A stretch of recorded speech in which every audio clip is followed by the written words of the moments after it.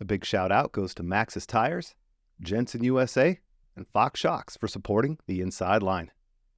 I get relatives from Amanda's side that send me videos like, hey, did you see this? Yeah. I'm like, yes, I did 8 months ago. But it reaches people. And I guess that goes into our topic we were saying before of how accessible is the sport now. And I think it's amazing. It's cool to see inspirational things where I don't think I'm going to Rampage and riding any of this, but people get stoked on bikes. And I think that's cool. And it's part of the coverage with World Cup, with Rampage, with all this stuff. And I think that coverage and, cycling being more normal in all its forms is really cool. I think that's a good segue to tell everyone why we're here. Again, for the third time? Fourth time? It's still recording. We're 10 minutes in, so that's a bonus. It's a success, a victory.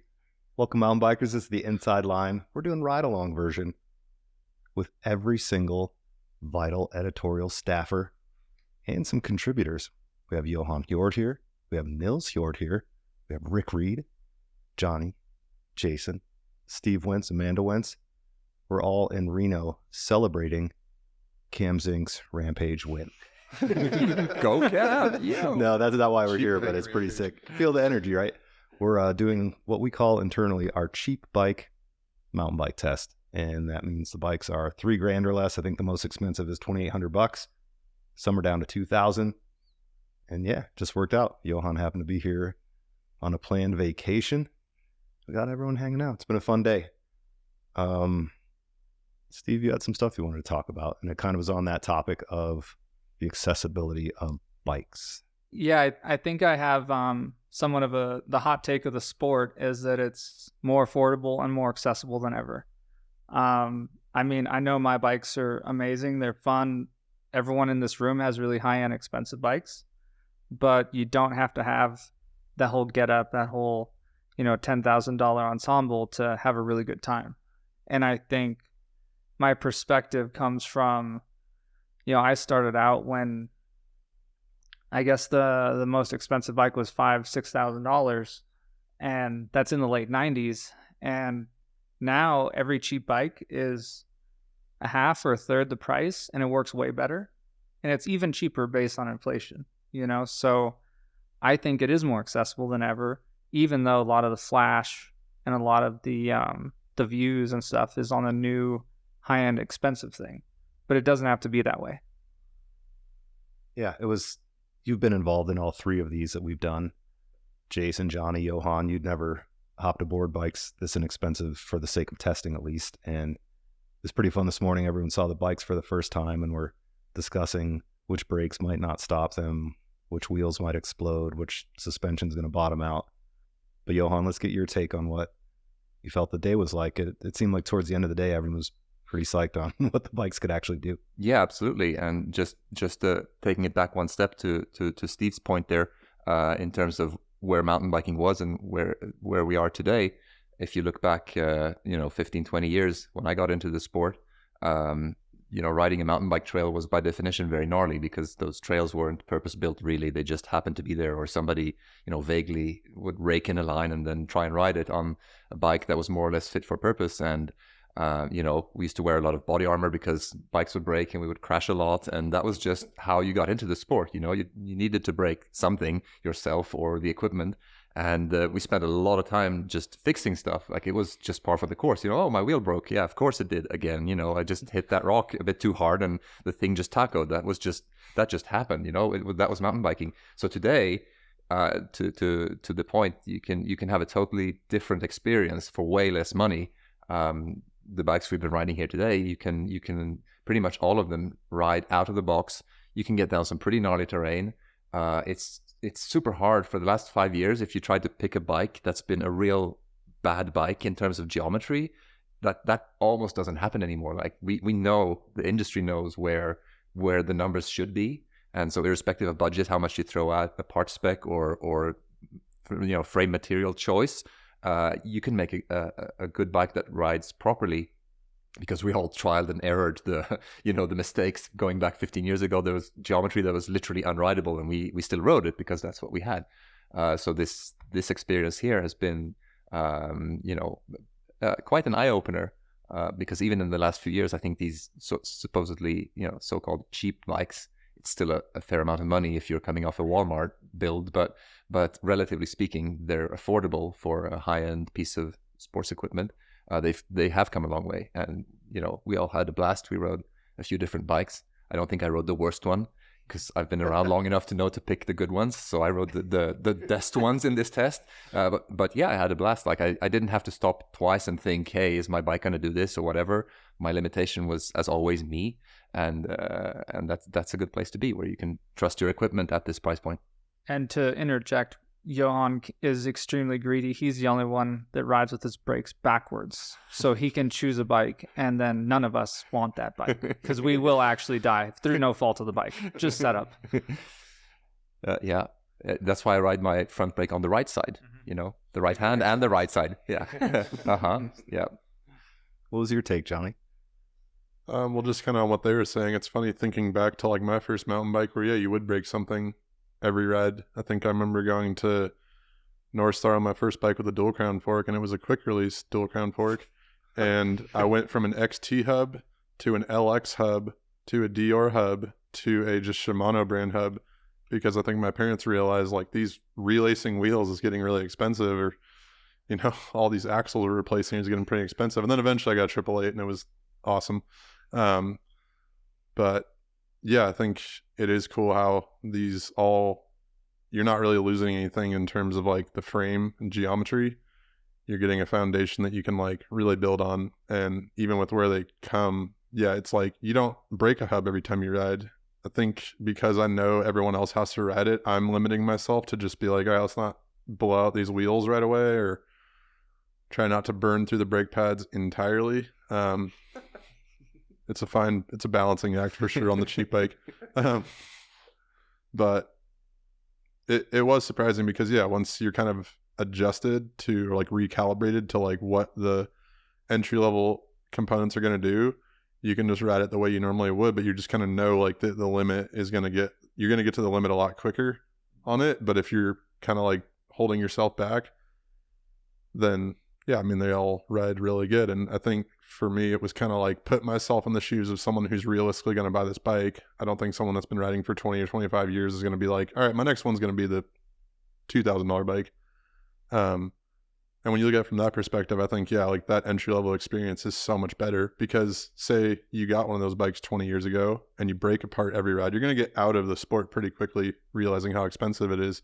Kind of like you said earlier, Johan, where it's like, you really had to want it past a point of just like getting a bike. It was like getting off the ground every time you crash, and then getting new parts every time you ride damn near. Because yeah, the same way I'd break front hubs, I'd break derailleurs, and I went from XT all the way down to Dior on that end too.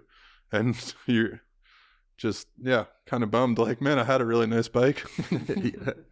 And yeah. And yeah, I believe that I come from the trail perspective where, myself and our company Momentum, we built everything from a really beginner intro trail up into World Cup racetracks and national champs. And, the pro end of the spectrum, they sometimes complain this is boring, not big enough, or this is too fast or too dangerous, all of the above. But beginners, they typically say like, really, I can do that? I'm like, yeah, here, check this out. You can roll this way, hold the bar straight, look ahead, and you can roll over this. And so from that perspective of, hey, person A or B, you can roll off this curb, look what this bike can do. And they all have dropper posts now.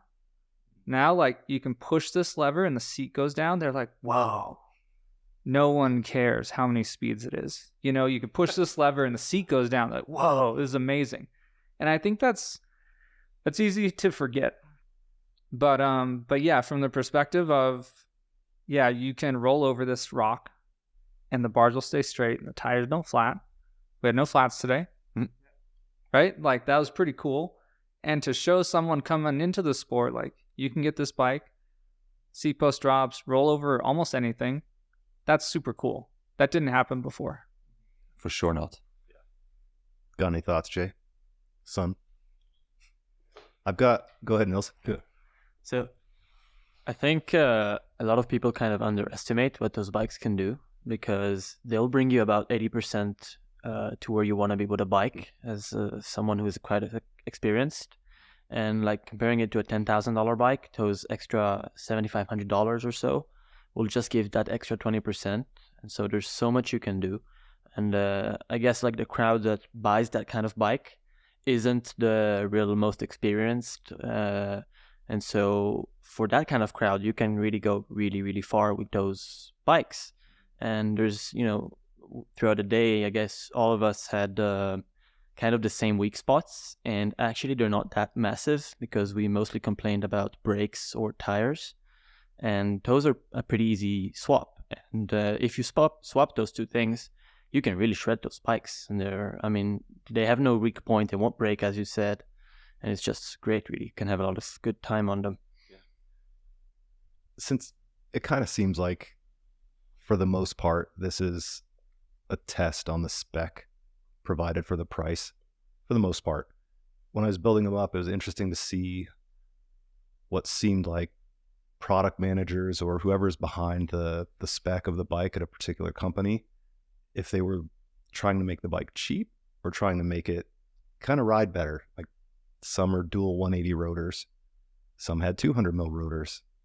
Just there are little things on the bike that it seemed like there was a little bit more thought into how some of the bikes were built. Would you guys say that's accurate? Like I don't know what it takes to be a brand manager or product manager, whatever, and spec a bike, but some are going for price over performance. One thing that I think is not a price increase or decrease, like on the Specialized, they had T9 rubber in front, which is awesome and grips super well. T7 rubber in the back, rolls a little faster. That's what I ride on my bike. And that's not a price increase or decrease. That's like really smart product spec. I think that's super cool. They also had 200 millimeter rotors. Like, hello, this is a 140, 150 millimeter bike. Just because you're building it cheap, you don't need to put 180 rotors or very cheap 180 rotors that have a glazed over braking surface. We had a couple of those today that barely worked even by the end of the day after quite a lot of elevation. So shout out to any product managers listening. Some of you could be a bit smarter with the choices while sticking to the budget. It's not necessarily the same, going cheap and going with a small rotor or whatever. A lot of attention could be paid to how the bikes are built out of the box. The control sat in the wrong spots almost on all of them. And of course you have to take the grips off, and because these don't have hinged clamps or whatever, but put them in the right order. And literally nobody rides with their shifter and dropper post lever perch sitting between the grip and the brake levers. Like, why would it sit there? Just put it on the other side from the factory and save all these poor beginners the 6 months of riding it the wrong way that they're inevitably going to be doing before they figure it out and go like, hey, that can go on the right side. Oh, that's way better, So those are little things to look out for, but they're not deal breakers and they don't change your purchasing decision. But it was interesting to see. Yeah. Yeah. Rick. So Rick Reed, what's your title with Sky Tavern? I'm still asking that same question too. Okay. So I think, head of bike park development. We're a small nonprofit, so I think if it falls under bike, it's my problem to deal with. Cool. Yeah. Yeah. You've been on plenty of press camps and plenty of bike tests for us that, involve $8,000-$10,000 bikes, and you slung a leg over some of these and seemed like you had fun, and you're riding in an environment that you know really well because you're helping develop this park so anyone can come out and ride a bike, but shredders can still have fun too. Were you surprised at how the bikes could perform out there? Absolutely. And I think it's, it expanded my perspective and put me in the saddle and on the pedals of someone who might come in with a lot less experience than what, we're all used to there with riding and the gear that we have. And we're fortunate to have all that. But I was, like some of the discussions here already, we've talked about, comparing to the past. I was trying to compare in present time in my head and thinking, I was back to what you just said about, riding $10,000 bikes at media camp. So we still argue over tire spec on $10,000 bikes too. And there's a bike, maybe a bike in my garage now that I wonder why it was spec'd with a certain compound or, so I don't think that even the price matters, that we still have those discussions at every price point across mountain biking. And again, even those base base components are a lot better than they were years ago, to go back in the past and make that comparison. But for here at the at Sky Tavern and what we were doing this test, I was just surprised at how much fun I could have on a bike that is on sale for $2,250 right now, compared to what I'm able to ride on a daily basis. And I still felt that I'm not having to adjust my riding style that much necessarily. And yeah, you might have to keep in mind that the brakes won't stop you as quickly as you're used to, or something like that. And one day is not a long-term test, but it was rad to see, to have fun on the trail that I've ridden 1,000 times, thanks to what Steve's built there, that I want to ride it that many times, and I can still have just as much fun on a budget bike and feel like I'm not really gambling so much. Like, within reason, I think, we can push maybe 80% on that first day today of what we might normally ride, but across the jumps and everything, like, I'm having just as much fun. And that's what's cool. Like, I don't need to think back in time. I just think that, any rider can come in on one of these bikes that we rode today, and when they have the skills to, ride the terrain that we tested on today, I don't think they're going to be let down. And I think that's really cool. Yeah, to be fair, Rick thought we should call the test before we rode the bikes, gambling in Reno with cheap bikes. Absolutely, and at least today, I think the gamble paid off. I think we won, I like, we all had fun. We didn't break anything. And like Johnny said, you're keeping in mind that everyone has to ride the bikes for a couple of days, and we're maybe not pushing super hard, but man, I had a good time last year making fun of Rick because he had, I believe, a GX derailleur, and he asked me, like, how does this ship? This isn't working. I'm like, well, the XO derailleur is specifically much better. Like, it's a tighter fit, everything works better. And he upgraded his derailleur finally, and then he's like, oh my god, this is amazing, GX is unrideable. And today you were on NX. SX. There was even an SX, and that's a really good point. And we didn't lose chains really, and that totally happened before. Historically we'd be on 3-ring setups, and I think that's terrible for a beginner. Like, here, look, this left hand, the thumb paddle makes it go harder. On your right hand, the thumb paddle makes it go easier. Don't mess them up. Right. You're going to lose your chain and lose your teeth. And now it's just one shift. So I think it just like furthers my beliefs that biking's better and simpler.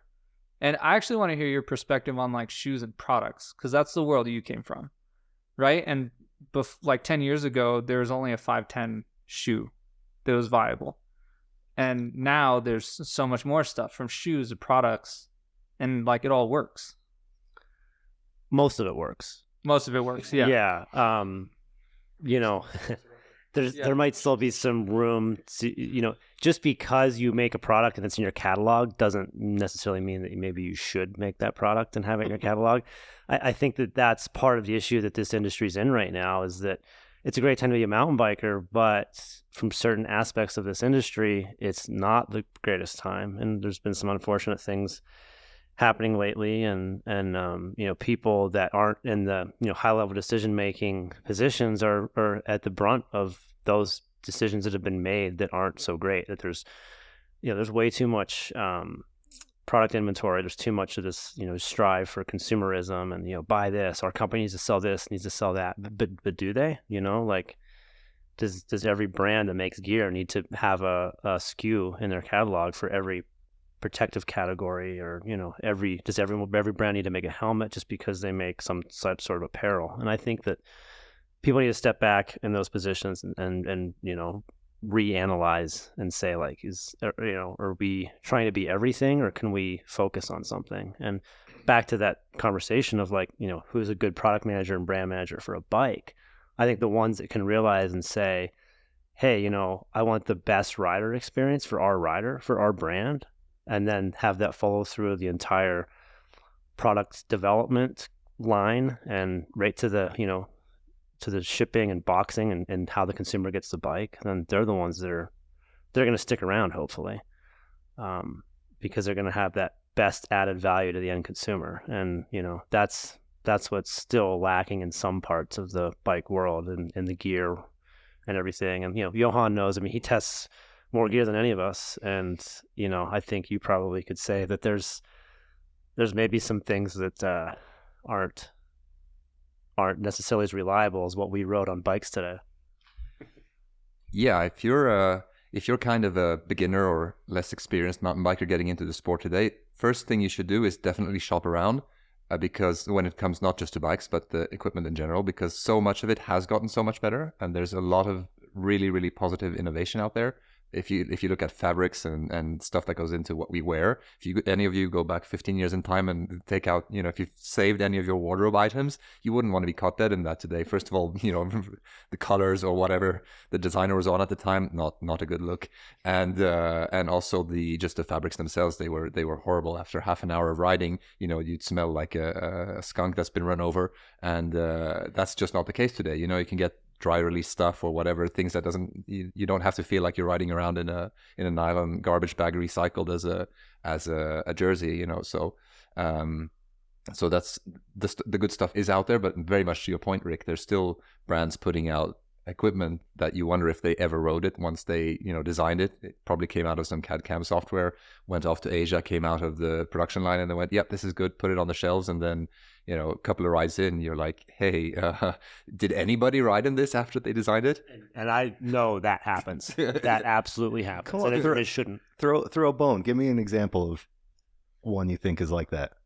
No, that would be unfair. But we were talking about shoes, right? And how 510 was like the one that the only one you could ride. And if you go back 10 years in time, that was absolutely the case. If you were a serious rider on flat pedals, if you weren't wearing a shoe with stealth rubber, you were literally just giving away whatever it is, time or points, or without stealth rubber, it's just a shoe, man. So I'll jump in on that one, because 510 used to be the only one.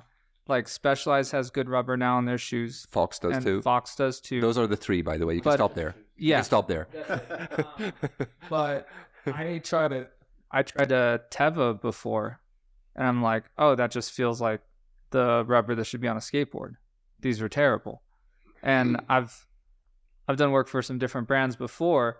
And they're like, oh, but this is a good shoe. I'm like, I do not care. I will wear a sandal with good rubber over a very good shoe with terrible rubber. Absolutely. And they've all been through, I've been through all of them. I've pretty much ridden all the flat pedal shoes. Mm-hmm. And up until Specialized came in with the third generation Slipknot stuff, before it was always the same story. I'd get a shoe, it would always be awesome. It would be way more awesome than the 510. It might even have BOA or some new fancy construction method or whatever it was. They always fit really nice. They had all the bells and whistles. You put them on the pedal and go, nope. If it rains even a little bit, or if I'm headed in, a gnarly trail that I don't know, I don't want to wear this shoe. Like, I literally don't want to wear it. And so I would always come back to this. Okay, well, it's 510. And then that changed. Specialized nailed it, and Fox has nailed it. So like that opens it up for the rest of it. But the story would always be the same, and it's still the same today. I still get super awesome shoes that I won't ride in. Well, in the world of sandals, I think Ride Concepts nailed the sandal with good rubber. Oh yeah, that was the best one for sure. They're legit. Yeah, that one's legit. What was it called again? Coaster, thank you. Yes. Yeah, they're literal shoes that, they're dedicated mountain biking shoes that are literally a bit more dangerous to ride than just Vans. I've seen those that we literally went back home because we almost died in the rain riding them, right? So yeah, brands, just do your own... do your homework. Do your homework, yeah. Go ride your stuff. Do your homework. You'll figure out a thing or two. It'll be interesting to see if the apparent slowdown of stuff kind of thins the herd here. It's inevitable. I mean, this happened in the snowboard world. It's going to have to happen here. It's going to have to happen in all of outdoor. It's not just cycling. It's not just mountain biking. The outdoor industry as a whole needs to stop and look at what is the end game here, and what's the big picture long-term goal.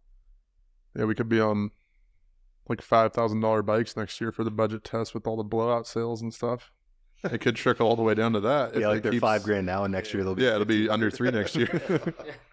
That's true. Yeah, I one cool thing about the accessibility of the sport is I think there are more trails of all types now.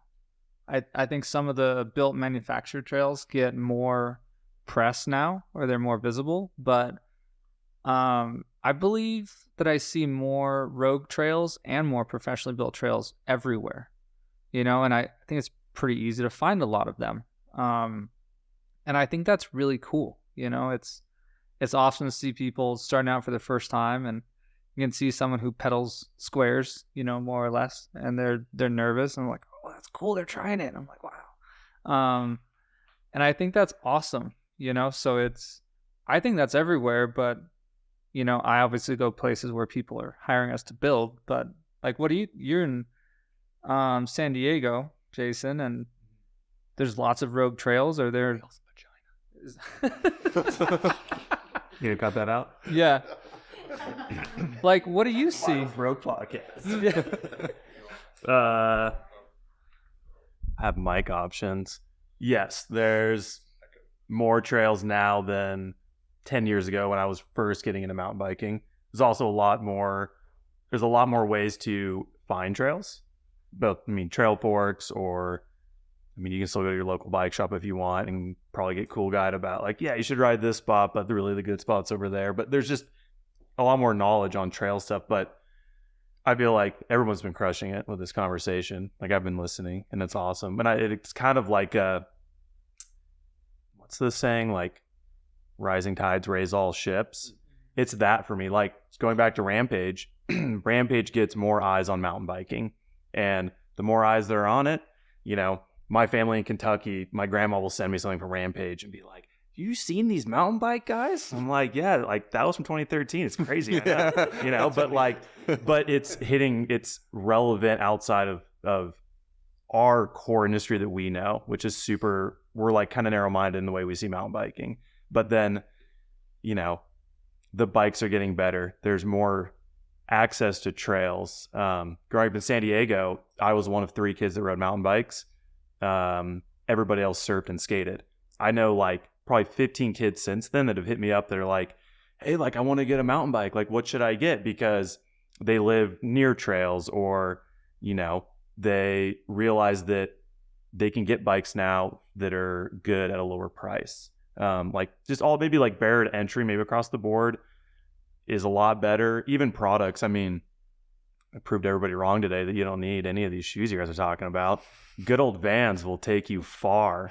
They might eliminate some toes along the way. But, you know, like part of me, you know, I think back to like when I first started riding. Yeah, the gear and stuff's all cool, but like nowadays you can get a good helmet that's safe for cheap, which is awesome. You don't need any of their shit. Like, I ride in a cotton tee all the time because like I think most bike gear looks freaking kooky, but like it's personal, you know, like I like skating and snowboarding and surfing, and like mountain biking will always look different, but like you can look however you want, and there's bikes out there that give you an experience that's so much better than all of ours sitting here when we first got into it. I think that's why we're all still so passionate about it, is we went through different steps to be where we are now, like whether it's the bikes breaking or the terrible gear that's too hot, or riding fire roads because there aren't any trails, or whatever that might be. Like, it is a great time to get into it kind of across the board. I mean, and yeah, between, you can go on vitalandtobe.com and learn all about all kinds of stuff. You can go on YouTube and watch freaking Jeff Kendallweed teach you how to wheelie or something, you know, like it's kind of endless, the info that's out there.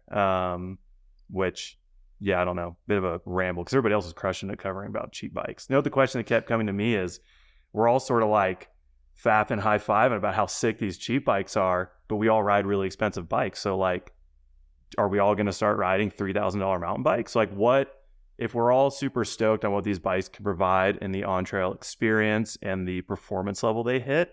Why aren't we going to go out and buy those? What's maybe like, if people are looking at these and we know what maybe Halo product experience is, what's that difference, and what should they look at changing on their bike as they progress as a rider to maybe need to be riding a nicer bike? Well, first of all, you said a few keywords in there, like you're a mountain bike journalist and you're talking about buying a bike. Like, you've lost it. That's like way beside the point. Well, the reason we all have $10,000 bikes is somebody sent them to us. Fair enough, though. And all the gear and all I this don't stuff. actually, since I've been at Vital, I've never owned a mountain bike. Yeah. I mean, I bought my road bike I currently own. I bought my dirt jumper I own. And outside of this job, yeah, I mean, I live in San Diego. We do have great mountain biking, but like, I have the most fun riding around the streets and hitting jumps and airtime. Like, I've been riding mountain bikes a long time, and like, if I want to ride mountain bikes, I'm going to travel to a destination that offers the experience I'm after.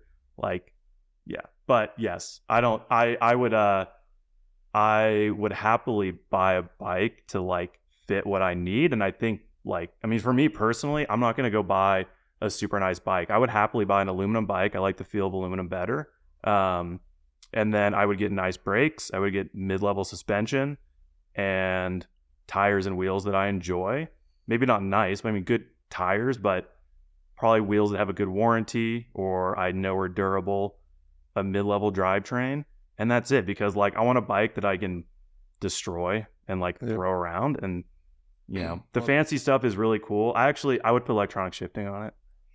I love electronic shifting. It's the fucking best. Everything you just described, though, is like what Neil said. That's the 20% difference. Like the bike will get you 80% of the way there, and that's like the 20%. And I think I rely on my experience and abilities for my like 10 extra percent. I'm not going for 100% anymore. So yeah, and like historically, I'd always buy a used bike for around $2,800.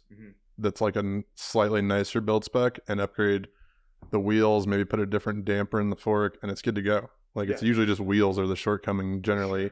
And I think because we went through all those like shortcomings of other bikes, you know, we don't need the $10,000 bike, but obviously we have access to them. And I think it just makes it to where it's like, I'm not giving this thing up. Like, I appreciate all these things. This is really nice. You don't need it, but it's really nice. No, I'm ready to give it up, the extra 20%, but not in the geo department. Like, I'm super picky with the numbers, and I'll buy a bike that for the specific riding that I want to do with it.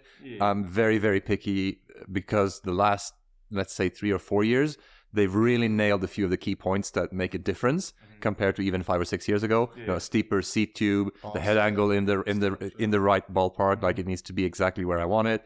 The amount of travel, less maybe picky about chainstay length specifically, but like that total package, the way it puts me where it puts me on the bike, where I want to be, I'll be super picky on that. And then if I have to downgrade a fork or a shock, no, I don't. Somebody will send me some really nice stuff, and I'll just put it back on there. So I'll start out with like a nice mid-level build, and then DHL will show up and be like, "Hey, here's the $1,200 shock and $1,800 fork that you should be testing," and then that will just stay there. Yeah, that's how that's gonna go.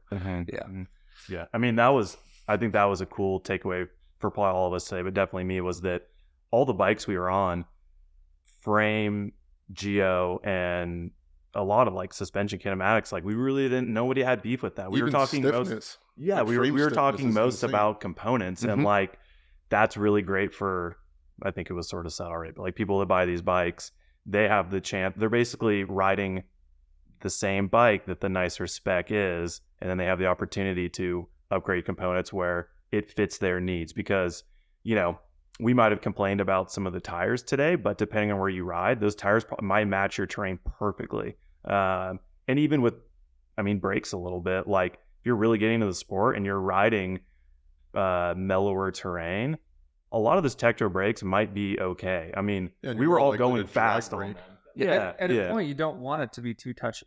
100%. When you're just starting out. 100%. And there was one cool part of the day today where I feel like mountain biking is the same no matter what bike you're on, where we were all looking at this one rock garden. There's a line here, there's a line there, there's a line over here, and you can also jump this one rock over here.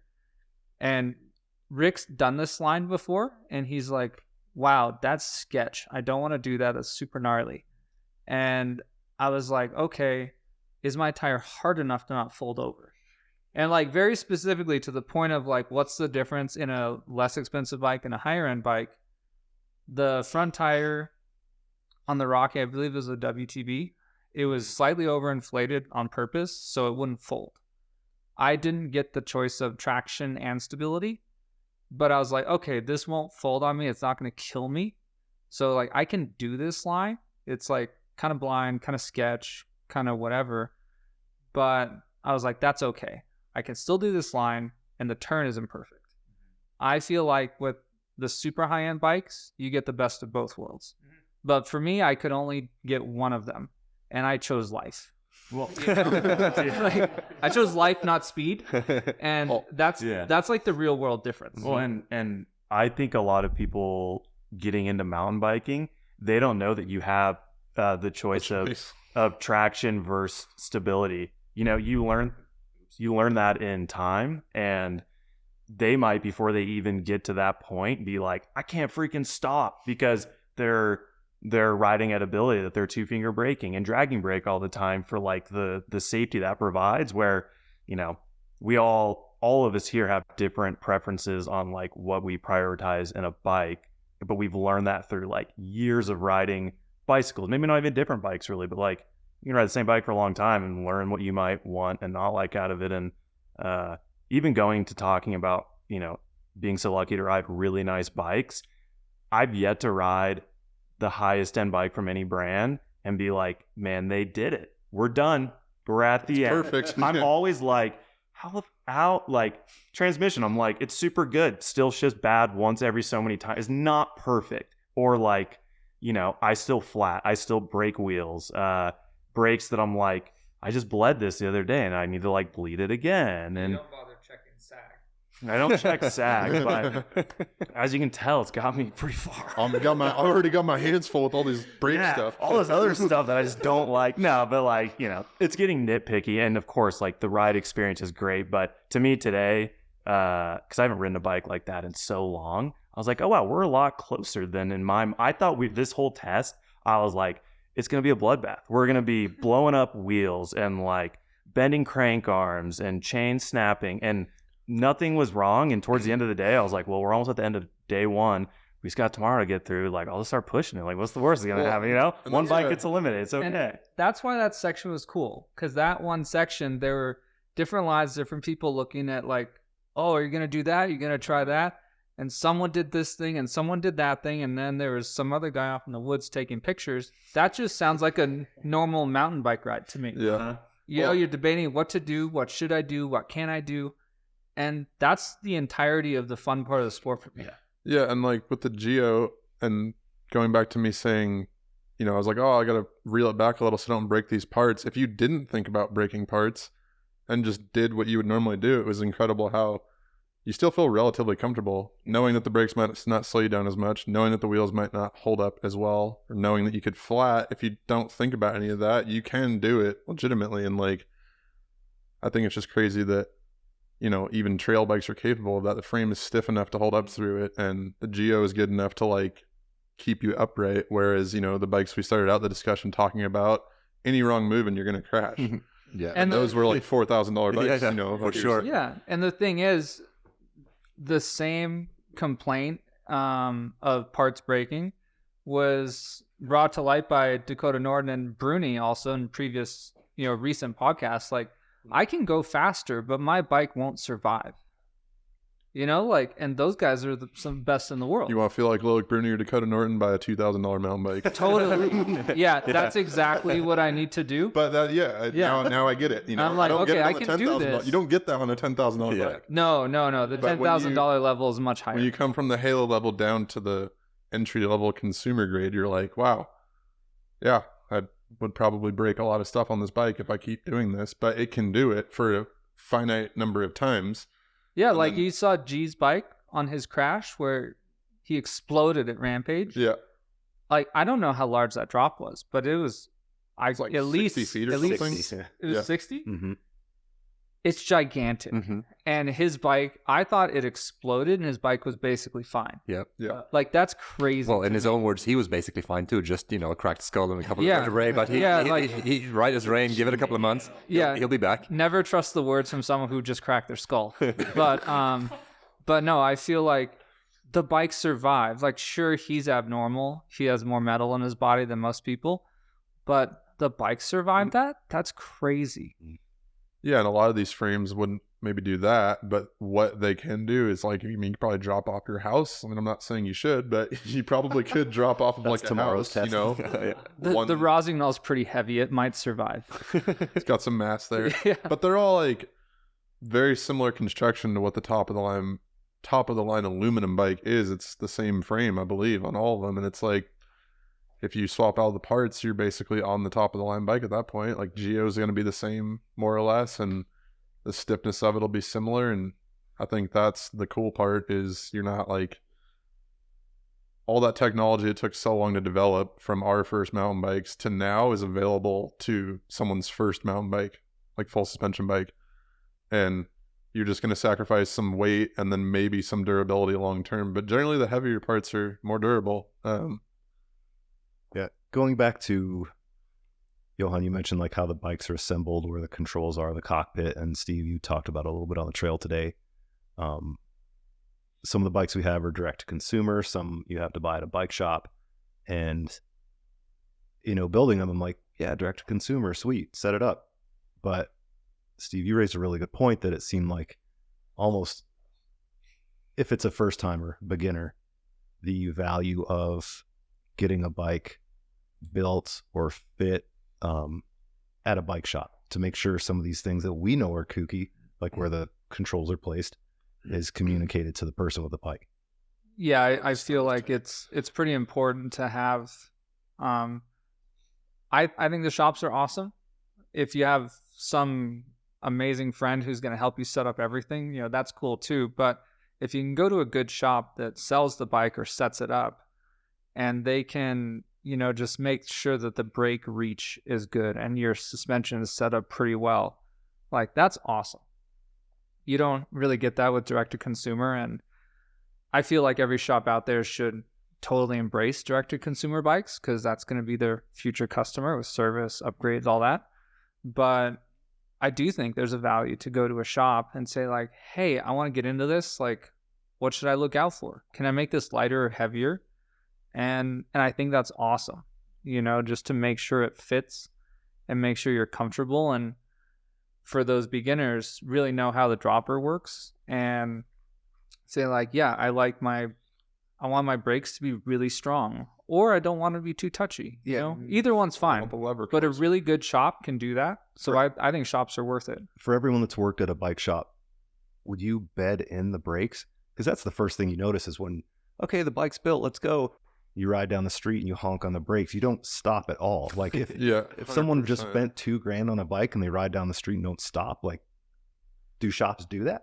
I think it's down to whoever's like running their service department or whoever owns the shop. But yeah, every shop I've worked at, bed in the brakes for sure. Okay. And then if someone's buying a bike, you generally set it up for them. But yeah, like with the consumer direct brands, I think it'd be good to just like suggest a safety check from a bike shop, because the bike company can only do so much. They can give you an owner's manual, they can give you a toolkit, but it almost needs to be like a link in an email like, hey, here's your owner's manual, by the way, like suggest a safety check at your local bike shop, and have local bike shops support that to where it's like, yeah, give us 25 or 40 bucks or something, and we'll essentially look over your whole bike and make sure that you actually did this right. And like, oh yeah, you actually can adjust the reach on the brakes, and oh yeah, your quick release shouldn't be against the fork leg, it should be vertical, like stuff like that. Where yeah, I think a lot of shops should, if they don't require people to bed in brakes, do that. And another point here, if we're talking about people getting into the sport these days, it's become a lot more commonplace, but it didn't used to be back in the day, is actually get some skills coaching.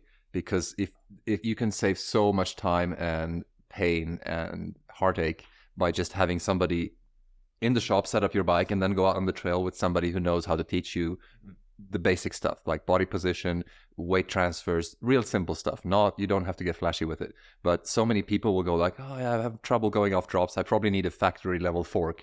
No, you don't. You need to just time your body weight transfer, and you could do it on any bike. You could do it without suspension, literally. So no, that's something that maybe isn't mainstream yet. If you look at the ski industry, for example, like if you go once a year on a ski vacation, the first thing everybody does for the whole family is get ski lessons, right? Because otherwise you're just going to end up in the local hospital and then vacation is ruined. That's what you do to learn to ski. It's like an obvious thing. So many people I still speak to in mountain biking, they've been riding for 10 years. And I'm like, hey, did you ever take a lesson? No way, man. I've been riding for 10 years. You've been doing the wrong thing for 10 years. That's now impossible to correct. And it didn't make you any better doing the wrong thing for 10 years. If you would have just done it right from the beginning, you would have been way more awesome now. And Well, yeah. Unlike the ski trip, their whole family's not watching. Yeah. Yeah, actually, as of someone who kind of knows how to ride a bike, I can tell you that one of the best biking lessons I've ever gotten, with a very famous coach, was basic foot placement on my pedal. That has changed my riding forever.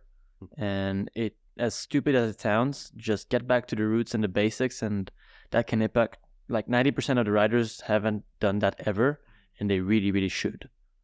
Yeah, and one thing that we often ask with the basic bike test is, what would you change with $100, $200 for this bike? It was It's like a $200 last time. similar question. I firmly believe that it's worth getting the cheapest bike if money is really an issue. If it's a difference between $2,000 and $2,500, I believe someone will have a much better cycling experience with a $2,000 bike and 100 pair of shoes that are made for biking and $200 worth of lessons twice. Yeah.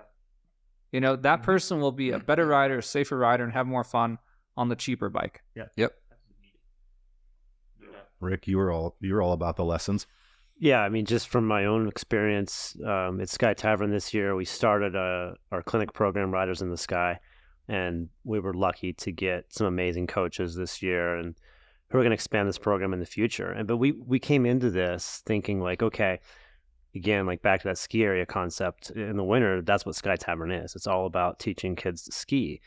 So in the summer, you want to replicate that, but also make it work for mountain biking and adapt it to that. And we didn't know coming into it exactly what the demand would be. It's like, obviously there's a lot of riders in the Reno Tahoe region.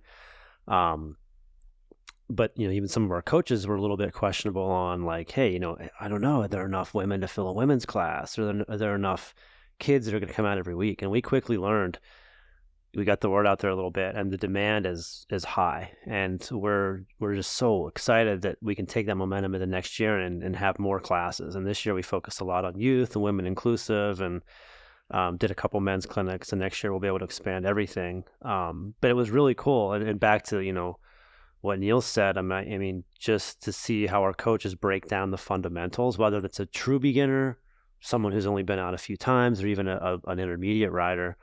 So many people have never had that fundamental coaching, and it's just, you see, in a 3-hour class where they start and then how they come out of that class and the things they've done during that class that have blown them away and been like, I never thought I was going to do this ever. I saw this feature before. It never even entered my mind. And our coaches were able to break down the fundamentals in the early part of the class and work them up. And suddenly they're going over these, rocks and features on the trails that they never had the concept of and had never, been able to imagine doing it. And that's what's really exciting to see. And I learned some coaching when I was 14, 15, and I ruined wheels.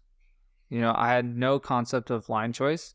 And then my parents were like, we weren't, affluent or poverty or anything. We're kind of in the middle. They're like, hey, we can't just buy you wheels. Like I had to learn how to relace my own wheels, and I'm grateful for that now. But I also learned line choice through ruined parts, and I learned coaching through some coaches before, but God, it was hard to find, and now it is way more accessible. I think it's easier to find. And I wish it was more like skiing, where you do the bunny slope, you do a coach, do this. But now it's like, I rode a bike. I'm like, oh God, oh no. it's you're going to get ruined. No, yeah, please take a lesson. It is pretty funny. We're so used to the way it's been and like, oh, well, mountain biking's different. You just go and, it doesn't really make sense. And we're really, trying to make these classes more accessible. Being a nonprofit, we were able to get grants and make the pricing extremely affordable to the community. And I think that's really crucial. That we're just able to offer something at a good price that has a lot of value. And our coaches say like, hey, you don't have to skin your arms up to learn. You don't have to skin your knees constantly to learn the right way. That we can teach you the right fundamentals. And even this season, we're on a great track record of everybody came out of the classes unscathed until the last 2 classes. So we had small injuries, but yeah. But it's a testament, I think, to the coaching straight up. Is that like if a skilled professional coach can show you the right moves, what to do, what not to do, break it down in the right way you can understand it, and you start in the parking lot. Like you literally start in the parking lot, and that's your first 45 minutes of the class, and then you take it to the trail. And yeah, exactly. Exactly. Right to the pump track and then the trails. It's really just fun to watch that happen in real time, and you see the progress within a couple of hours. And what we were able to do today and test these budget bikes in the same scenario, just try to make me feel more into the bike shoes, hopefully quality bike shoes of those people taking the classes and riding the trails that are not on crazy expensive bikes and whatnot, and be like, yeah, this is great. This is great for everyone. And it's true that trails and bikes can be great for everyone. Do you feel like you could find, or you could have success with durability and performance in a full suspension mountain bike that's cheaper than what we rode today? No. Yeah, that's gonna be a no. Probably not. I was reprimanded because I didn't say a one-word answer previously. That's your chance. This is my chance. Go, Steve, go. No, because it's in the rock garden example is like I chose durability and with higher tire pressure over performance. So with a cheaper bike, I don't believe you're gonna be able to do some of the stuff we did today over the long run. I believe it will have it'll be detrimental to the health of the bike, possibly the rider. First of all, if there are any cheaper and worse performing brake rotors out there, I do not want to know about it. Please don't write in. Don't tell us which they are. We don't want to test them. I don't want to know. Cheap gear show. Oh yeah, budget gear show. Gear show is Gucci, man. Only the Gucci best. gear show. Yeah. I kind of think about what you were just talking about a minute ago, though. Like, if you are tight on money, and the difference between a $2,000 bike and a $2,500 bike is something as a deciding factor to take that money and do the shoes or the helmet and the lessons or whatever it is. Like, I would need to go look at the bikes you rode today, because let's say the frame remains the same, so you have the potential to upgrade parts down the line, and you are getting into it where you don't have the knowledge of, oh my god, this brake, I have to run it, this tire I have to run with a bunch of air for like durability, and then I lose traction. Like, you don't even know that that's what you're going to be looking for on trail. You're like just trying to like you're like just trying to hit the trails with all your other friends that are mountain bikers or whatever it might be. That's where I'm like, maybe, because I don't know, when we looked at these bikes, we were looking for sub 3K. I didn't look at sub 2K. And I don't actually know how many of the bikes we rode we are on lowest model or lowest option. There probably is one tier below. And I don't disagree that the tier below, you're going to lose probably most of the performance that we were like barely grasping onto today with the components we did ride. It would be a much different experience. But the thing that all kind of comes back to the like, I would hope that you would still get the frame that would take you a lot of the way to a good experience. And if it still has a dropper, that's huge. Even if, the brakes can't stop you that well and the suspension's limiting and the tires limiting, like, you'll figure it out. But if it gets you on the trail, maybe like I'm like, I don't know, maybe it's kind of a here or there. I think it could go either way for me. Yeah. I think there's shout out to the kids on the street of the Airbnb we're staying at, because they're doing the classic, like, put a can or a water bottle on your front wheel or rear wheel and you ride. It sounds like a motorcycle. Yeah. Gosh. It sounds like the RPMs are going up. Yeah, that's what went by. Yeah, it was a kid cooking down the street. It's dark outside and they're still at it. Dude, yeah. Kids are all right. Friday Yeah, night. no, kids are all right. Well, yeah, and that's why, like, I don't want to have a super jaded perspective, because we're on our budget bike test and they're 6 bikes, $2,500 each, $15,000 worth of bikes, right? And one Levo SL. And one Levo SL. And then that's the price. For the price of oh yeah, totally. No, like, that's crazy. That's more than some of the cars on the street, So it's still like, yes, it's less expensive than the most, but the kids out outside on the street, they're stoked with a plastic bottle, you know, in the tire making different sounds. $100 bike. $100 bike, if that. And I think that's the basis of it. Yeah. You know, like magic. it's talking shit with your friends and jumping off curbs. And I don't think the sport should ever lose that. Yeah, my very first bike had like a banana seat, and it had a 2-speed internal geared hub in the rear that you would shift by backpedaling, which was also what you did for braking, because it also had a rear hub brake. So every time you wanted to shift gears, you had to brake. Is So that it's why kind you of- were backpedaling today at all times? No, that's why I was so slow. I'm still stuck in that. Yeah, stuck in that mode, man. Yeah. So when you book it down the street in first gear, and then you want to like go as fast as you can, and then shift into second, you'd have to first slow down, and then you could go again. Oh, it's amazing. Are we cheap biked out? Is there more to talk about? This is a very fun conversation, and Yeah. I think everybody had great insight to everything. Yeah. And the state of mountain bikes seems greater than ever, especially if we're looking at through the lens of somebody just getting into it. Yeah, the experience today is unprecedented. I What we think that's dreamed of. amazing. Yeah, yeah. Kind of. You could ride everything on one bike that you don't have to blow a ton of money on. Yeah, Spomer, you asked to like call out some stuff. Sure. So today the Rosignol, which I jumped through some stuff, it was like, oh, imperfect, and it sounded like a bucket of bolts, but I never lost a chain. Like if I could choose to race on that 20 years ago, I would choose it in a heartbeat. Yeah. You know, like I didn't lose my chain with no chain guide. It has a chain. It actually has a tiny little one on the front chainring. Really? Yep. Well, you didn't have to I had to put spend an extra washer in it because the way it came spec, the little E13 kept spinning. So I there are can't some believe it shortcomings. sounded as bad as it did, even with that chain guide. But I was like, I would totally choose that over anything else in the past. Yeah. You know, so I think it's still like amazingly good. It was predictable. That's what I think. You could trust what it could do. Yeah. all right, if we're cheap biked out, I'm going to do a significant rewind to the start and go back to Rampage, because we're all old dudes here talking about brand dogs and raw lines and this and that.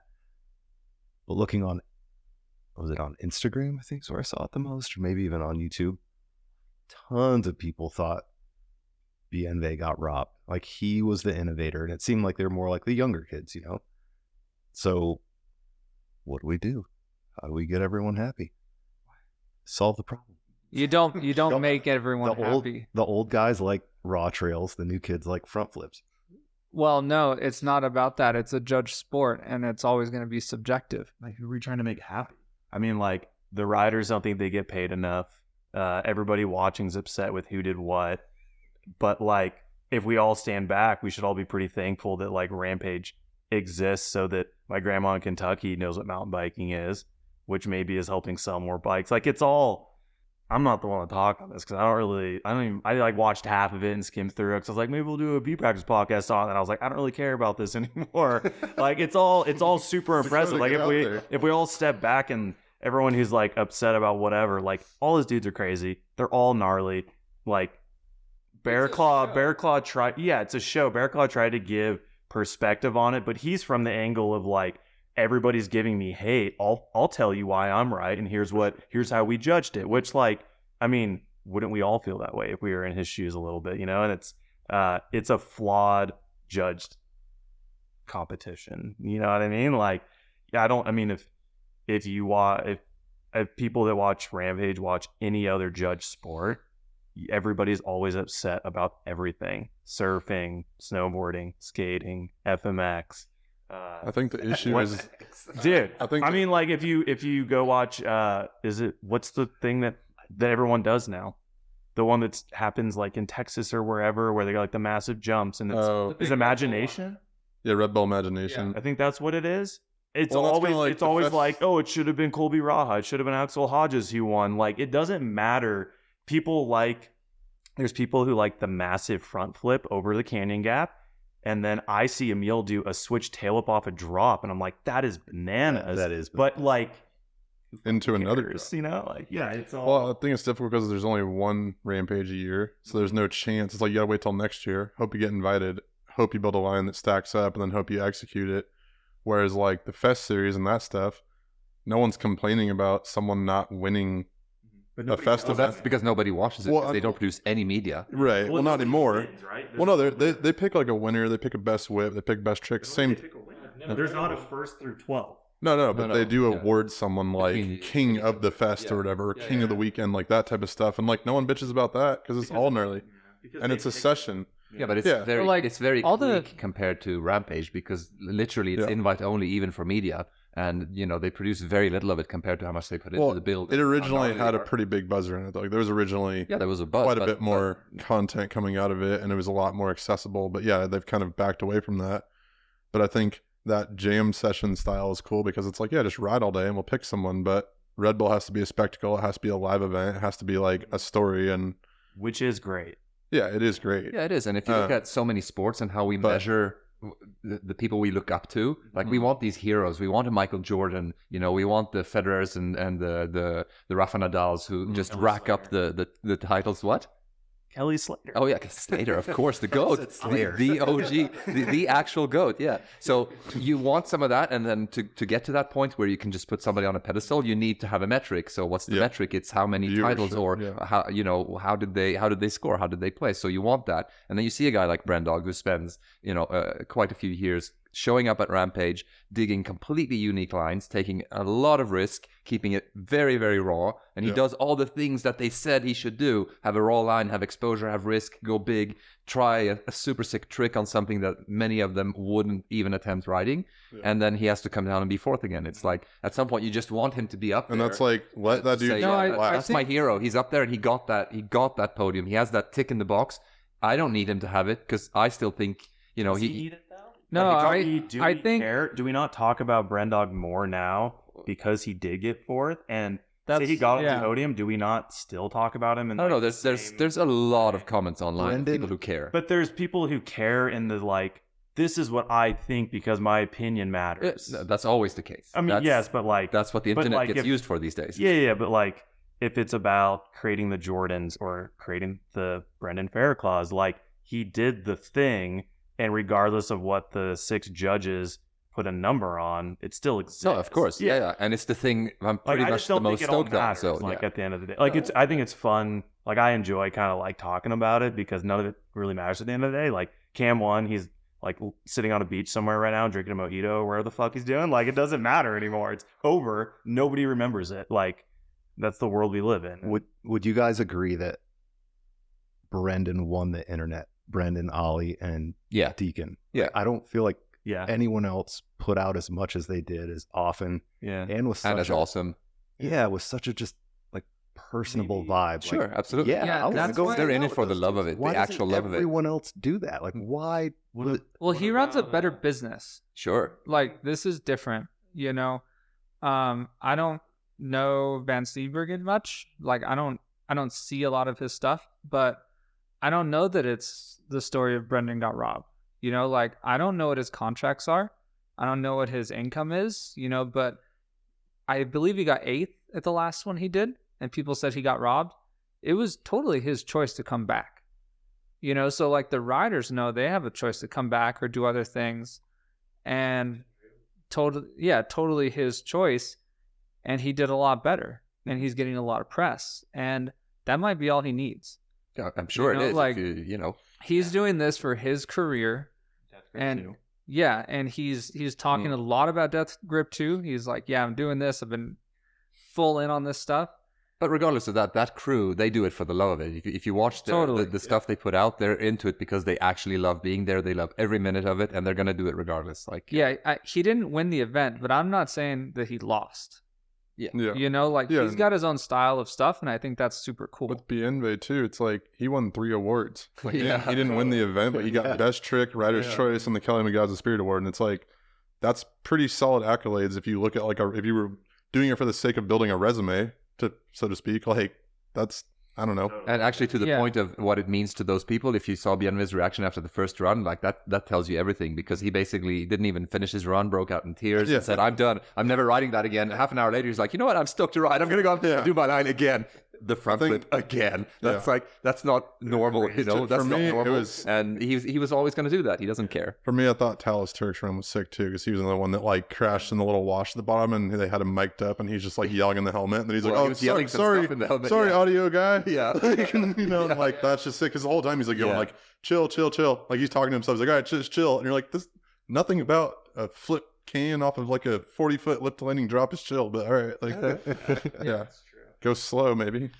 I'm wondering, what do you guys think about Jackson Riddle and some of the new guys around there? There's some new names. What do you think about them? Well, I think Jackson's like some of the similar to Brendan. Like he's doing his thing with he's got some flair, he's got some style. You don't see him trying a 720 to do it to compete with like Semenuk wasn't there this year, but you know, Semenuk was. yeah, V2. totally, yeah, but he's not competing with that. He's doing his own thing, which is like his Absolutely. style, which is what he wants. And I think that's cool. You know, he's not doing a run that he believes can win.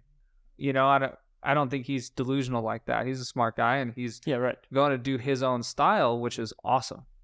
You know, so like that's his rampage. Yeah, but there's only 18 spots there. Should not everybody be trying to win?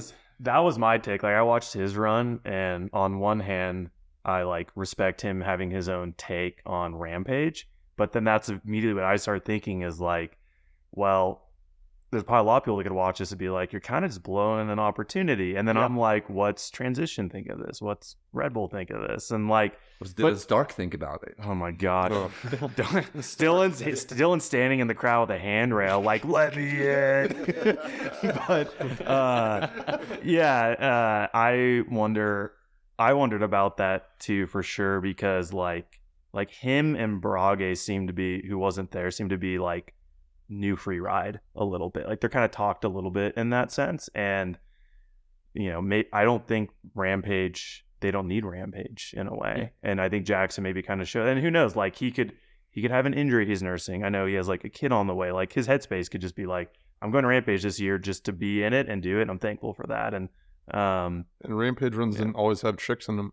You know, well, but like he's his like, was "All right, super here." small. Like Yeah. he didn't have tricks, He big just gaps, flowed, big drops. dude. He had It's nothing. like scrubs off Yeah, the I'm drops, sorry. though. You Those know, are pretty sick. We should talk about Asa Vermette because he's also up and coming free ride athlete now. it turns Suiciding out. giant cliffs and Did you doing see all that backflips. Yeah, absolutely. Yeah. Yeah. does both? Sure. Yeah. Did you not see his Instagram post? Yeah, that was sick. Dude, he suied a giant drop He and then flipped does something. backflips. Yeah, it was like Reed Boggs' old yeah. drop for one of those edits. It's like a. I Did don't he know what not? the dimensions Did he are, not but I think sue it's like the huge old in like person. bender gap or whatever it was? Yeah. Wait, Yeah, what it so- was. Exactly. Yeah, that's what it was. Yeah. It's not okay. Not okay. He's like 12. He reminds me of Richie Rude, where like when Richie Rude was coming up, Richie Rude was like 15 for 10 years. Like he was good so young that like every year you're like, is he gonna be at World Cups this year? They're like, no, he's 12 now. You're like, Damn it. Yeah, but I guess Let this this goes guy to in. like who's the best team manager out there, and it might be Nico Malawi, right? Because didn't Nico on Yeah, who won? Frameworks, they like signed him for a couple years, right? yeah. Yeah, he's signed for 2 more years. Yeah, so I mean, I feel like that's like the best. Talk about building a business for that kid. Yeah, like- yeah. And Like for frameworks. Yeah, well, for frameworks, but for Asa, like Nico's gonna have some competition to re-sign him in 2 years. I would think he might be like, "Oh, I'm stoked." on that's this fine. bike." He's gonna Maybe- get the credit and all the stuff, you know, for the next couple. And then he'll be on Commensal. Yeah, Yeah. yeah, they'll just add him to one Totally. of their teams. It's the most bikes on hill. So You know, but like easy win. Ace is amazing. Like I've seen some Yeah. stills of him riding. I'm like, that's just odd you see the- to see someone's like body in that position, Yeah. and it's correct, and there's style in there too, and there's like aggressive speed. You see Like, it's super Purgatory, that video from Purgatory? Mhm. That was Yeah. heinous. Yeah, That was probably just as big as a drop he hit in Utah. but yeah, I feel like if that guy can, do the free ride thing too. Yeah. Like, oh, Well, watch- yeah, like watch what out. Zink was able to do. Kind out of of like that. straight. Like straight was 14 doing Yeah. Rampage and World Cups, right? Mm-hmm. Yeah, Yeah. and like Asa maybe is more on like the racing end of that spectrum, but yeah. Ace is spinner build. Oh, isn't Not as everybody? really. It's true. No, him. I'm sure there's a bunch of kids throughout the world that are in the same age and kind of upbringing as him, but it reminds me of the kids that didn't just grow up riding newer trail bikes and pedaling and trying to race. He like grew up doing that, doing downhill probably, and definitely riding jumps of some kind. Like his skill set is super broad, which like I think back to when I grew up, which is on the tail end way, like, I mean, this is like probably 2008 for me. So that's definitely tail end of like Cam and Zeke coming up. But like it was dirt jumpers and dirt jumps and downhill bikes. And like, Same. that's what, that's like what you did. And I would say most of my friends that still are athletes now, they look good on a certain way on a bike. They look good on a bike and like they're fast. And I feel like there's like this new generation of like, what's the one kid that his last name is Lawrence? What's his first name? His Ryder. dad's Randy Lawrence. Oh, Ryder. Yeah, like that kid's another one. Like you watch him ride and you're not like, oh yeah, he's just fast. Like we'll see what happens in a few years. You're like, oh no, like his body positioning and like the way he sees lines, the way he's approaching everything, you'll see him around for the next decade. There's no way you don't. And it's also with the junior women too. Oh my gosh, Like it's with way Oscar. more entertaining. That there's so Yeah, many more. Like it- there's so many up and coming girls that are insane right now in the U.S. But Yeah, because Oscar, she was second to like Nina Hoffman. Get near the mic, man. And, sorry. No, I think it's happening with the men and the women. Totally. And I think that's because of some of it's because of accessibility to trails, jumps, all that stuff. And you see kids, male, female, everyone really sending it. I'm like, holy cow. Like, Yeah, that's all of it. What you just said, actually, that Mhm. is the difference. yeah. Like you pick up one of these cheap bikes. There's all kinds of trails that are already built. There's a lot of people who ride with skill that you can watch and learn from and follow. Yeah. And you do that when you're 9 now. Yeah. And You know what I mean? yeah, like I follow a lot of transition stuff, but like they're in Bellingham and stuff's going off up there. Like the trails are amazing. They have cool jump lines. And I don't think it's a surprise that their junior team is amazing. And I think that's sure there's the bikes, the people, the managers, but it's also location. Like those locations are awesome. And that's cool trail centers and trails and communities that stand behind it. Yeah, if you go to Andorra, for example, they have crazy shredders around there. I mean, Jackson Goldstone.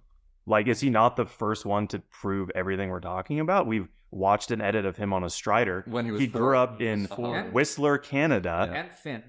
and Finn. And It's Seminole. basically the same, just earlier. Yeah, first. I mean, Yeah. yes, I would agree. We maybe saw less of it, but I mean, like the whole like let Finn in thing when he was who knows how young. I mean, like it is very similar. 14. Brandon 15. Turman started that. What's that? Thank you, Brandon. Brandon Turman started that. That's sick. Yeah. Yeah. But I mean, Jackson's probably like that first one of those riders that's done that. It's pretty crazy. Yeah. It's really Yeah, well, it's all been like broadcasted. You've just seen it from start to finish. Well, and he's been living where he's watching other people, Epicenter. and yeah, I mean he's in the epicenter for sure. But like, it's us talking about everything we've been like, the bikes, the products, the ability to watch things. Like it is, mountain bike is just in a different state than when we all got into it. Totally. So like, it all. and feeds off each other. you're close to all the racers, but Mhm. like if you look back at the previous generations of really really fast guys, like Jackson doesn't look like them on the bike, and those lines he's hitting, the way he's hitting them, It makes some of it, no sense. some of it, like, and you can tell that I don't want to throw the old guard under the bus, but like the speed isn't going to be there again for those guys. They're not going to catch that train because it's just absolutely on a different level. Well, And he he's not going to looks- win He everything. looks like he's playing. Yeah, he's and beating but some of the everyone. lines are it's just absolutely different. Did you hear the Win TV interview after Mont Saint Anne? No, I did. It's pretty awesome. So Win got a lot of people on camera when they were a little buzzed, and he got A little, just a little. Yeah, totally. I don't know what After state it drinking was. responsibly. Yeah, they just definitely couldn't drive the semi out of there. But no, he got Bruni out there, and Bruni was, I'm pretty sure he was a little drunk. It was amazing. And so Bruni was going off on this and that and like hating on Brunner Kerr, which was great. And For the record, this probably was like half a beer for Bernie. He is a lightweight. he's probably a lightweight. It all goes into his quads. No, he doesn't. Straight to my. He trains for everything but drinking. But anyway, I think it was pretty telling because Bruni's on his own program. Like years and years ago, he mentioned a song he loved, which was like Underdog. And I think he trains like an underdog and voices like a champion. But he marches to his own beat. He does not take cues from other people. He does his own thing. He did different testing, different setup from Loris when they were on the same team. He's by far his own person. And he said in this interview, he's like, I think it was 85 kilos. Basically the same weight as me. I think it's 187 pounds. And it was in reference to Jackson. He's like, yeah, I should get lighter. Like, that's mind-blowing to me, and no one's talking about this, but you have the best in the world who's just won the World Cup. I have to change my game because I see how it's being played now, and it's different. So that brings me to, I've got a pretty cool anecdote. I went out and shot photos at a few World Cups a few years back for Vital, and I was in Lourdes, which is a super awesome track, quite difficult to ride, especially when it's wet, and it's always wet and cold. And I was sitting about, I'm going to say 2/3 down the track, and I found this angle for a fisheye under the safety net. So it's a heinous section. It's got a very awkward rock drop. It's where the boom used to be in Lourdes. If anybody remembers where the boom camera would be, Red Bull, awesome, by the way. Thanks for all the 8 years of World Cup coverage. We love you. Please come back. So in that spot, heinous spot, like a drop to flat, awful off camber, and then there's a big left turn, which is just rocks and roots. It's in a berm shape, but it's not a berm. It's rocks, roots, mayhem, big left turn, very fast. So I'm crashed down under the safety netting with my fisheye, and two riders come by. I'm not going to say the names because it might be awkward, but let's just say between them, they have multiple world championships. They both have the rainbow stripes. They're fucking fast. And some of them have done awesome things this year also, not in racing. That's enough of the clues. First one comes by, the usual hauling ass, all that, looking pretty good on the bike. And he stops right where I am. He doesn't know I'm crouched down behind the safety net. Comes the second rider, does the line, stops in the same spot, and they're both talking about it. This, that, the other. Wow, this is awkward. And then they go, oh, wait, let's move. There's a rider coming. Comes Gwyn. Blasting through the section, puts the whole bike on an angle like nobody did. Just through these rocks, roots, mayhem. It's awful. And he just plows through it as fast as you could imagine, and then some. Goes all the way by, doesn't stop, just smokes on down the trail. Rider 1 turns to Rider 2 and says, dude, we're fucked. No, they didn't know I was sitting there, and I'm looking up going, yep, pretty much. And it's like very decorated, very capable riders, just shoulders slumping down going, yeah, we can't beat that now. So to the point of Bruni going, I need to do something. Like, that might be one of these watershed moments, because that was, at the time when Gwyn was dominating, that was a pure watershed moment. Everybody had to raise their game. Like, Bruni is where he is today because of Gwyn, because of how professional the training became and where you had to go look for the next level of speed. And that probably happened just again now with the new generation. And I think at a point, Gwyn introduced a lot of training and kind of perfection in preparation. Sam Hill was aggression years ago. I'm like, line choice. I will end up there. I will take the shortest route. I will make that work. A lot of these things were kind of game changers that people had to adopt. And now I really believe it's jumping.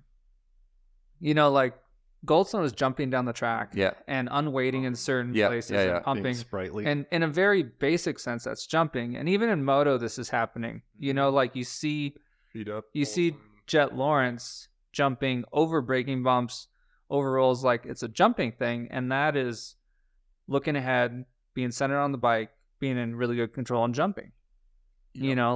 Sure, anyone can get better at corners with a lot of practice, good weight, but I think the visible technique differences are you need to float, compress where you can, and jump over. And I think that's a lot easier when you're lighter. And also backed up by pretty amazing advances in equipment and how you exploit that equipment, what you're able to measure, how you're able to set your bike up, what you can understand from what you just did, like actually setting the bike up to do that specifically, which wouldn't have been possible a few years back. Now they can dial that location in, like, oh, this happened to the suspension in this part of the track, and I can fix that. I can literally do this and that, and now I can do that line or get that pump in the brake bump or whatever it is I need to do, because the precision is there and the level of performance of the stuff is there. Yeah, and going back to like what Jason was saying, like the skate park and dirt jump background, I think a lot of those bigger bikes and even trail bikes now, you can translate, like I'm going to ride like I'm at the skate park into one of those bikes a lot easier now than in the past, where they kind of had some shortcomings, but hardtails haven't really changed that much because their application is a little smaller scale. But on the bigger scale stuff, those bikes perform in a way where you can like, yeah, I can do this at the skate park. Watch me do it on my V10 at Val di Sole. Like, Yeah.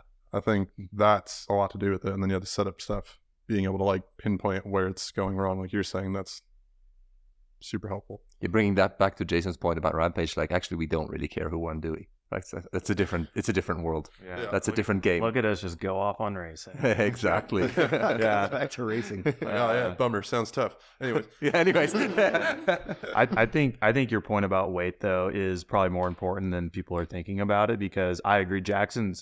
I could watch him through a straightaway, a rock garden, jumps, berms, and his ability. He has great natural ability, which is sort of a given for a lot of those dudes. But like the way he picks when to put energy into his bike in the ground, I think has to do so much with his weight. Like we talk with Dakota all the time on B practice, and like he's a bigger dude. I don't know what he weighs. He's probably around 180, I would guess, with gear. And he can't influence a bike into a corner the same way Jackson does, because he'll fold his bike in half. Like he's literally too big. And he and Bruni were talking about equipment failure at that point. Totally. You know, and even Menard's a very tall guy, but he's very efficient. He's super light. He's pretty thin. Yeah, for his height. he is. Yeah, and because I've always been of the thought like it's cornering is the most important, because everybody can just hold on in a straight line, and like carrying momentum, and if you have a little more weight, especially track like MSA, momentum's going to benefit you. I mean, I remember racing Angel Fire as a junior, and Cody Warren on a fire road sitting down, passing me as I was in a tuck, and he probably had 80 pounds of me at the time, and I was like, I'm at a loss. I can't beat it. Your weight up. Yeah, I was like, I need the strap. I'm gonna go get some ankle weights, you know. And but it really Some is. Taco Bell. Oh, took you this long to get a Taco Bell plug in. I'm impressed. Patience is a virtue. Yeah, but it'll be interesting to see how all that happens. And I have no idea how long we're into this. And I have no idea if people from Red Bull listen to these. They probably don't. And if they do, they're definitely not this far. But if nobody is planning a Jet Lawrence and Jackson Goldstone some sort of Red Bull video, they're blowing it. I mean, it's perfect. Like sick. It is. I mean, Jet and Moto is doing a lot more, I think, than Jackson and bike maybe right now. But like, they're both at the top of the sport and changing it. And the Red Bull. I think if Jackson had more of like a perfect year, like Jet did, like health wise and stuff, then it would have been a lot more similar. I don't. He was pretty close to perfect already. He almost won his first year elite overall title. Like, I don't think it's maybe like results based. I think the way Jet Lawrence rides a bike and the way that he has just come into the sport, and it's Jackson's come into the sport and done like as an elite, done like really crazy things. He's won races. Like Jet Lawrence hasn't even tried yet, I don't think. Like, this isn't a moto podcast, but like if you watch moto a lot, like that kid he is just starting. It's really crazy. But look at their builds; they're very similar. Totally, yeah. And the way they, like you're talking about, like the way they float over bikes, and you know they're not demanding a lot from their bike. Where you watch some other riders and the way they ride. I mean, Jackson reminds me a lot of Troy Brosnan a decade ago, probably. Like the way Troy made it look more like I weigh too little and I'm losing momentum. I need to like wring everything I can out of this track and my speed, like pump everything. Where Jackson's more like, how am I gonna be as efficient as possible and get the least hung up? Yeah, like it's maybe they're doing it for different reasons, but they look very similar. And also not just break in some sections. Yeah. So yeah, I think maybe a takeaway is go hit a lot of the jumps you can locally and help the local trail people dig and do your thing. And if you're a kid getting into the sport, please build landings when you build trails. Those are awesome. Landings are awesome. Yes. Nah, you don't even need the landings. It's just like you just need to jump. No, please build landings. Eventually. For the old guard, build landings, please. No way. Keep backpedaling. You'll shift your gear. You'll be good. Last Rampage question. Nice. Who would you like to see that you haven't seen that year? Who would you like to see next year show up at Rampage or be invited? Brage. Yeah, for sure. Brage needs to come back and finish what he started. Yeah. Jackson. That's an Cade interesting Edwards. one. He came from jumping. Okay, yeah. That.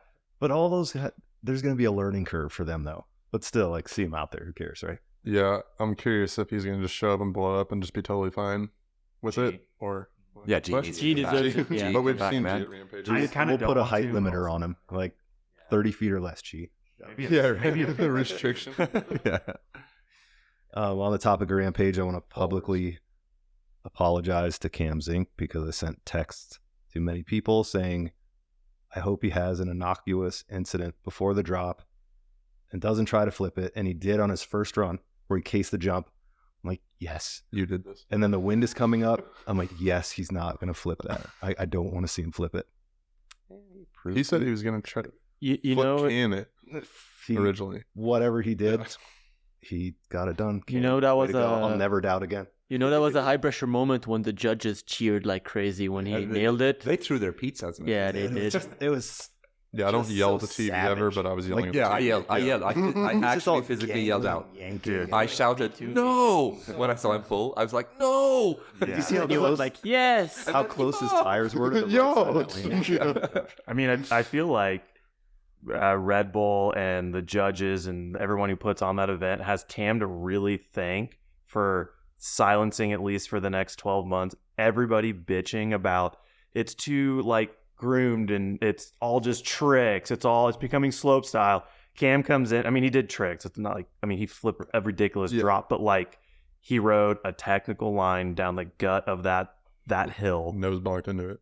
Yeah. Yeah, right. Also Skateboard savage. skills. People didn't really catch on to that. That was pretty fucked up.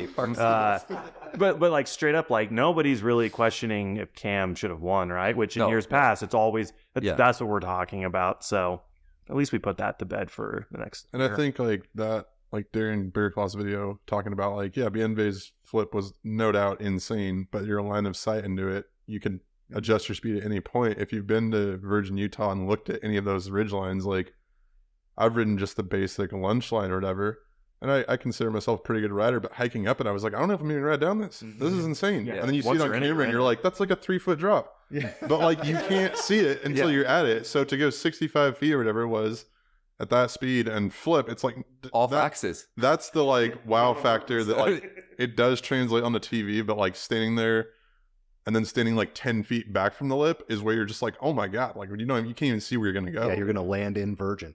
yeah, like, it looks The landing is in a different zip code. yeah, for sure. Pretty much. You're gonna lose cell service halfway through the jump. Did you see the X Games reel of it with Zink does the flip and then Salema's just like so gnarly. Zink. What about the one wheel canyon gap? Oh yeah, Dude, can we get a one wheel raw? Pretty glad it failed. No, he made it. he made it. What? Third Yeah, third he attempt. failed. Third attempt. He made it. tried it twice more. Yeah, Yeah. for sure he did. He landed He it. failed one more time and then landed it. Yeah, Does that take away from Rampage? a little bit. Yeah, how gnarly is it? I mean, Well, what was the other you only thing? need one wheel apparently. They had the dude shoot the basketball across the canyon gap, and it was like, oh, world record. Longest basketball shot across the canyon gap. Dude, And perfect. it was like, what are you doing? Like, I mean, I get he's a Red Bull athlete, but like, Red Bull just gets is this the place? Like, They're maxing it out. Why not? has anyone else tried? Like, Any pressing issues, any problems of the world we need to solve before we I have one. knock off? Okay, It's the final one. We'll call it final one. Okay. We say that Cam and Nikolai at Rampage were pretty good commentators. I think we all enjoyed them. Yeah. On the trail today, we were talking about World Cup commentators today. And I said Rick is doing pretty good. And I don't really want to, I think Cedric maybe isn't quite what we need right now. And you guys have some different takes on it. I'm just curious what everybody thinks about the commentating after a year of World Cup races. Most You wanna people hear don't seem to dig Rick, and I don't mind him. I don't mind Rick either. Here's a Cedric's giving off the Ralph Shaheen No. vibes. here's a funny story about But he'd say stuff where he's like, I miss- what happened? And Ricky's like, that's what you call a rider error. That was his fault. Like, they're together, Ralph. I think Sorry. the reason Cedric is the way he is, he's always played that character. Hold on. You know, like, so the first time I was super nerd, high school, college, everything. I didn't drink or anything. First time I got drunk was at the Brazil World Cup, 2005. Yeah. Part He of, had the borrowed bike. what he did? Or, Steve P did, but oh, sorry. I was focusing on my own stuff. I Oh, had no. plenty to worry not about. enough problems. Yeah, I had my own problems. My own bike. So I was trying to go there, and I had a good race, but before that, we were out at a bar, and Cedric he was doing a really good job, like, playing Cedric. He'd get drinks, and he'd switch drinks and give them to other people, act like he was drinking, but throw them out, switch. But he always had a drink in his hand. But he was never really drinking. You just watched. He was doing a really good job of promoting Cedric. But you saw right through it. For a little bit, and then I was drunk. Pull the vision No, out then I for was- you. And you were cheering. Yeah, then I was super drunk. But, like, so me and Matt Thompson, who, thanks to him, there's Vital, like, That's right. we were Thank you, down there, and I was, like, super, but we knew this was happening. We're like, wait a second, he's always feeding other people, and he was being a pro as far as his image. He was always up in the volume. He was, up in the ante as far as partying, but he wasn't actually partying. Without actually knowing how to party. No, he was he was doing a good job Yeah. of, like, doing the show of Cedric, and he's done that his whole career. He's made a really good career of it. Like, he's being a pro. But I still think he's doing that in commentary. He's being a little louder, but it's not really anything I want to hear. Like, I want to hear something like Reese Wilson was doing with commentary, where he's like, I saw this section. This is hard for this reason. I prefer this line over this one. Gwen and that's too. insight. And Gwen was really good Yeah. too. I don't need more volume. I can adjust that on my remote. Yeah. Like, that's Gwen gets useless to fired me. up. Yeah. Watch But Rampage. Cedric's done that his whole life. Yeah. Just more volume and more of a show. Johan, you speak French. Have you ever listened to Cedric on the French broadcast Not at all? much. Not No. much. But is it kind of the same? Yeah, it's the same amplitude? vibe. I mean, Is it? Cedric likes to go a bit over the top, and I don't actually mind that part. And I don't want to throw the commentators under the bus. I think the internet has done a good enough job of that. Like, if any are of the them, internet. yeah, if any of them read the comments, like, don't read the comments, guys. Don't read the comments. But my takeaway from a year of the new ownership and the new production behind it, as a super fan of the sport, like, not as a journalist who does this for a living, but somebody who's actually been following World Cup racing since Freecaster and that part of it. It's just been disappointing. It's been disappointing from the point of view of, they came in saying, we're actually going to raise the level. Like, we know what Red Bull has been doing for 8 years. We're going to do better. In my opinion, they've done worse in all aspects of the broadcast experience. First of all, the build up to it. There used to be very nice Red Bull videos produced that would bring you in and set the stage and get you ready for the race. That's all gone. Small little things, like at the first race, we all noticed that the little timing screen is always green. So when the rider crosses the line, the time is green because that's their branded green color. But it's stupid because green is up, red is down. Like, so fix it that. blue. You had 100 comments saying it's wrong, we don't like it. Fix it. And it went right through. The graphics were not on point. The filming was subpar at best. There's whole sections dedicated to close-ups. You don't get a feel for the line choice, the body language, what each rider is doing through that section. The drone was awful, the guy who flies it. Like, you can pick any top 50 worldwide FPV pilots, pay the guy, get him in there. It's going to be awesome. This dude was like learning on the job, and it was awful. New track every week. And, yeah, a new track every week, and that's totally unfair, right? Familiar with the And there's all these trees, man. What are they all wonder if he's doing up here? on the track. Why are there so many trees here? I can't fly this drone here. I can't confirm Just this, make it but really hard. it was said that they're using a GoPro 4 on the drone. It because looks like has an it, HD or a output. potato, So like, it's a actually. GoPro 4. Remember the They lens. could just throw it. So, like, from Just chucking GoPros. so from that point of view, the whole production package is lacking. Next year we get one less race, both in enduro and downhill, compared to this year. You get no race in North America. Like, this isn't growing the sport. It's blatantly obvious. You just read through the words. They're just words, and that's how they won the deal. And it's kind of unfair for the super fan who was used to a certain level and a certain vibe. We're not getting that. It's just not translating. It's not coming through. Will it ever? I don't know. They can learn. Sure, they can learn a lot. But do they want to?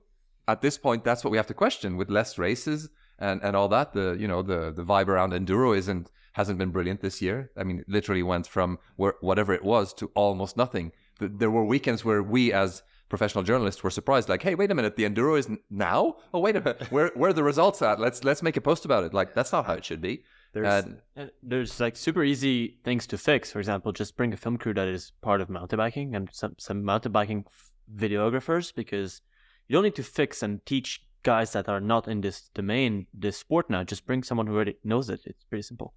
And the small details like Rob and Elliot going through the pits and talking to people. Right. It's like, yeah, I spoke with him earlier this week. He was saying this was going on or this going on. Like, you don't get that anymore. Nope. Yeah. You just get, how is he so fast? And like Jason said, like, well, the fastest rider crashed. They're like the third rider to drop. Like, that's how they put in 8 seconds. Did you see what just happened? Like, are you just lining this up in case he wins? We're like qualifier number 57. Like, Yeah. I don't know how true it is, but have heard rumblings that some of the mountain bike brands and the team managers have cited, budget decreases next year. And so they might have been putting pressure on fewer rounds. I don't know if that's true, but it seems like that could be plausible. Wouldn't that be like sorted a while ago, you would think? I don't know. Yeah. I mean, like the US is such a hotbed for everything, product development, rider development, all these new hotshots coming up. So much terrain here to use to put on awesome races, and there's not one World Cup, not one. This is like the land of the brave and all that, like be brave, dive in. went too hard in the 90s, I guess. Oh yeah, No, that must have been it. The corporations Bring back that Norma. own the mountains or run them, they don't care. Yeah, of course. you Yeah, know? and that's I'm afraid that the people who bought this, the media rights and this whole package, don't really care. What a bummer! That was such a down note. Thanks, Jason. So Yeah, thanks, wait, Jason. but so you don't, Thanks you for do, your or fine you do or don't want Cedric in the booth? What was the? You know what? And Rick? You know what? If we can get better graphics and a whole better production and all that, and they could just tone it down a little, and like when Gwyn speaks, let him speak. Like, he knows what he's talking about. Like that would be a good starting point. They could probably learn. Like Rob and Claudio, they were rough back in the day.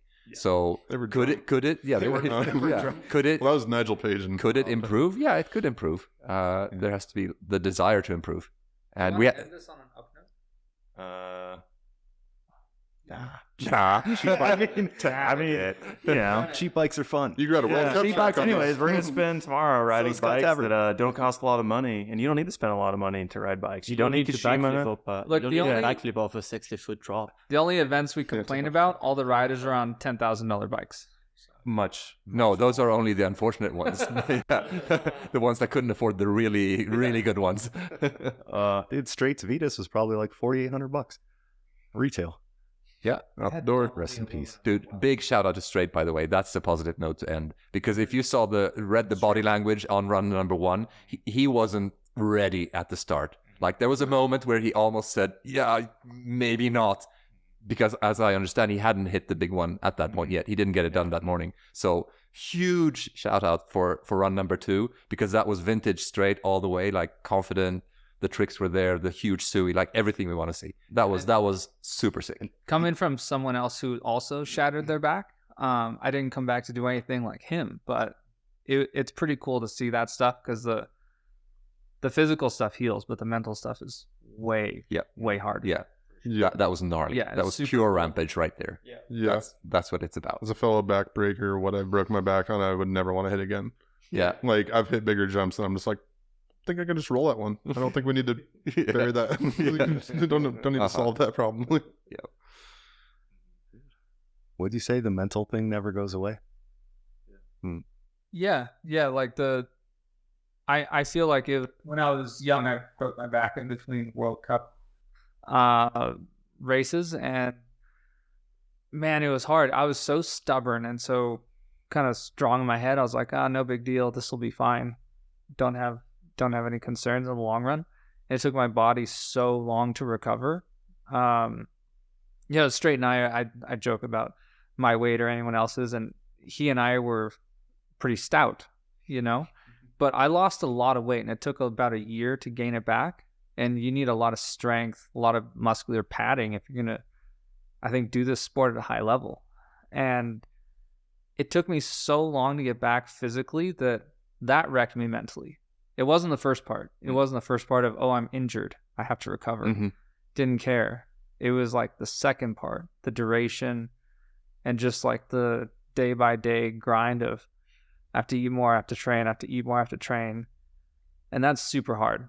separate from the skills, Mm. which are incredible on his end. Yeah. Thanks, everyone. We're ending on Kyle Strait being a boss. I think that's awesome. That's guess the time. It's a journey. Guess the length. 154. Oh, podcast pros in the house. 130. 137. like 230. Dang, it's 149. So Johnny closest. Price is right. Dun, dun, dun. I'm thinking of all the trial and error to get us here. Yeah, the last 3 hours before. Yep. Don't hit delete now, Sean. Thanks, everyone. Hopefully this sticks. Bye. Bye. Thank you.